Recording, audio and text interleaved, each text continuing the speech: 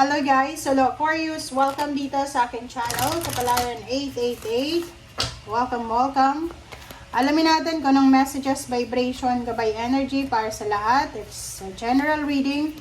Tingnan natin Aquarius kung ano ang message na para sa'yo. Okay. So kung makikita mo to Aquarius, masasabi natin na 10 of Swords ito. Okay?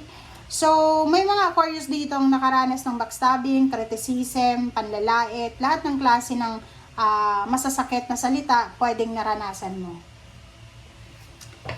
Dito sa barahang to, sinasabi ng barahan na posibleng ngayong buwan ng Abril and Mayo, ay posible kang makakaalis na dyan sa criticism na yan, sa backstabbing na yan, sa panlalait na yan, or sa kung ano pa man.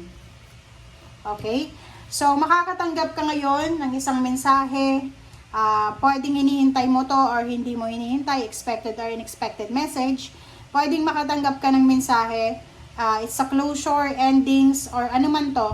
Pero literal na matatanggap mo to is, chat or call. Yung call and chat na to, pwedeng hindi ito tungkol sa'yo. Pwedeng tungkol ito sa kapitbahay mo, sa kaibigan, kapamilya na nakakaranas sila ng 10 of Swords. So, dito sinasabi ng barahan na may closure, may ending. So, like for example, yung kamag-anak mo, may pinagdadaanan silang napakalaking problema a few months ago. And this month of April and May, makakatanggap ka ng balita na okay na sila. 'Di ba? Parang may recovery na sila sa pinagdadaanan nilang stressful and painful na situation.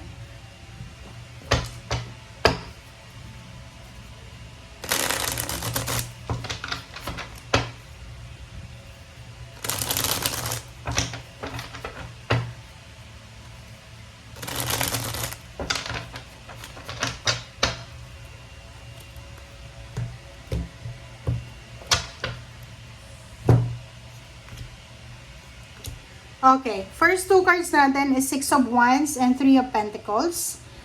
Dito sinasabi sa'yo na posibleng meron ditong Aquarius na nagbe-business siya or pwedeng meron siyang mga extra income, extra job, sidelines, parang ganon. And nakikita ko sa'yo dito na mas marami ka pang matatanggap na offer, mga sidelines offer or pwedeng mga part-time offer. Okay? And yung iba din sa inyo dito, pwedeng may mga fire sign Leo, Aries, Sagittarius na posibleng makipag-collaborate sa inyo or pwedeng earth signs Virgo, Capricorn, or Taurus. Okay?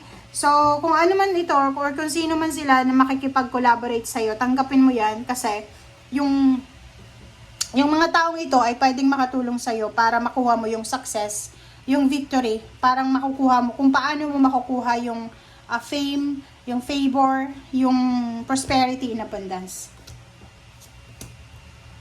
Sa usapin naman na relationship, kung balak mong magpakasal or may mga proposal ng wedding or living together, parang ganon, pag-isipan mo ng mabuti. Okay? May i-offer sa'yo ang universe na bagong relationship or pwedeng dati mo itong karelasyon or present situation ito, present na karelasyon. Ingat-ingat ka sa mga decision making mo. Kailangan mong pag-isipang mabuti para hindi ka ma-stress sa bandang huli. 'Di ba? So, nakikita natin dito yung contract signing or kontrata, papeles na pwedeng pirmahan mo. Pwedeng yun, marriage contract, new job contract, business contract, or anything na kontrata. Makakatanggap ka din, Aquarius, ng good karma. Good karma, karmic justice, karmic blessings, karmic contract. Okay? So, nakikita natin yung balance. Kung may pinaglalaban ka, kung ano man yan, relationship ba yan, pera, sitwasyon, sinasabi ng bara sa'yo, napapabro sa'yo ang lahat. Okay. Page of Swords. Page of Swords is all about future. So, nakikita natin dito na may mga balita ka na matatanggap na pwedeng ang result nito is future. So, halimbawa, kung ano man itong ino-offer sa'yo ng universe sa ngayon, mapatrabaho man yan, communication, information, wisdom, pasukin mo na siya. Kasi, ito ay posibleng magdala sa'yo and sa future mo ng sobra-sobrang success. Okay? So, dito naman, sa 7 of Pentacles and 5 of Cups and then King of Pentacles, if you're waiting for a money, o parang like, may pautang ka, Sinasabi ng baraha sa'yo dito na huwag masyadong maghintay, 'di ba? Para hindi ka ma-disappoint. Yung iba naman sa inyo dito, maging matalino tayo sa pagmamanage or pag-handle ng ating mga finances. Starting ngayong April, okay? Maging matalino tayo sa pag-handle ng finances. Okay, next card is the Empress, number 3. New beginnings, new start. May mga unexpected pregnancy, unexpected na healing sa mga sakit nila, unexpected friendship, unexpected reconciliation, unexpected job offer, business offers, friendship, or unexpected encounter. Okay? Queen of Wands, nakikita natin dito yung iba na pwedeng maraming utang ay unti-unting makakabayad simula ngayong Mayo. And yung iba naman sa inyo dito, maraming rason para maging masaya ka. So maraming okasyon, maraming celebration, maraming rason kung bakit ka magse-celebrate, maraming rason kung bakit ka magiging masaya, or maraming rason kung bakit ka magsasaya.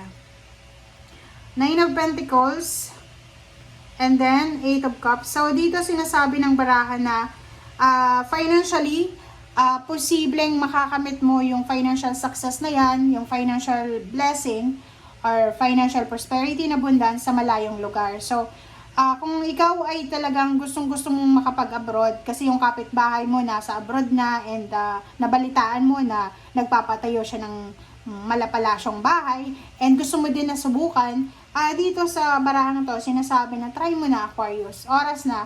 It's your time, right timing ito para gawin mo na kung ano yung mga plano mo. Okay? Nakikita ko sa'yo dito, kung may iba sa inyo dyan na Aquarius na involved ka sa family quarrels, family, like sa chat, di ba? May mga nag-aaway-away na magkakapamilya, may mga nag-aaway-away na magbabarkada, or pwedeng magkakapatid.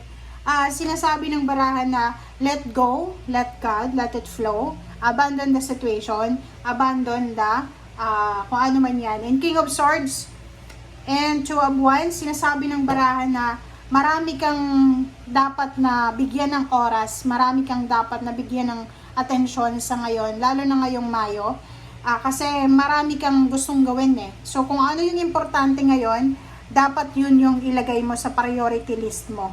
Okay? So, sinasabi ng baraha sa'yo, maraming magsisimula, maraming darating. Pero kung hindi natin yan, i-welcome, sayang lang yung pagkakataon. Okay? 9 of Pentacles, sinasabi ng 9 of Pentacles dito na isa sa mga financial wishes mo ang posibleng magkatotoo. Pero bago yan magkatotoo, kailangan natin ng decision making. Kailangan natin na yung willingness ba na gawin siya, o yung willingness ba na i-sacrifice kung ano yung dapat i-sacrifice. Okay? Kasi dito sa mundo walang perfection.